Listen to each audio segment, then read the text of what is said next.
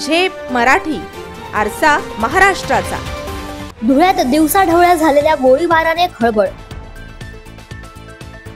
जुन्या वादातून गोळीबार, एक जण गंभीर जखमी।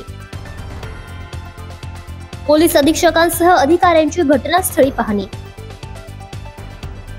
धुळे शहरातील 100 फुटी रोड परिसरात आज 13 मे रोजी दुपारी गोळीबाराची खळबळजनक घटना घडली।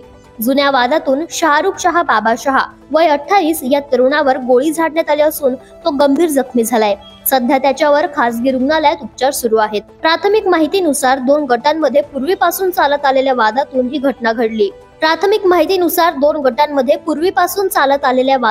घटना घडली। वाद मिटवण्यासाठी दोन्ही बाजूच्या लोकांमध्ये चर्चा सुरू असतानाच अचानक बाचाबाची झाली आणि त्यातूनच एका व्यक्तीने गोळीबार केला। गोळी थेट शाहरुखच्या पायावर लागल्याने तो रक्तबंबाळ झाला। गोळीबार होताच परिसरात प्रचंड घबराट पसरली। घटनेची माहिती मिळताच पोलीस अधीक्षक श्रीकांत धिवरे, अपर पोलीस अधीक्षक किशोर काळे तसेच उपविभागीय पोलीस अधिकारी राजकुमार उपासे यांनी तत्काळ घटनास्थळी धाव घेतली। चाळीसगाव रोड पोलीस ठाण्याचे निरीक्षक सुरेश कुमार घुसर यांच्या मार्गदर्शनाखाली तपास सुरू आहे। दरम्यान पोलिसांनी घटनास्थळाचा पंचनामा पूर्ण केला असून आरोपीचा कसून शोध घेण्यात येतोय।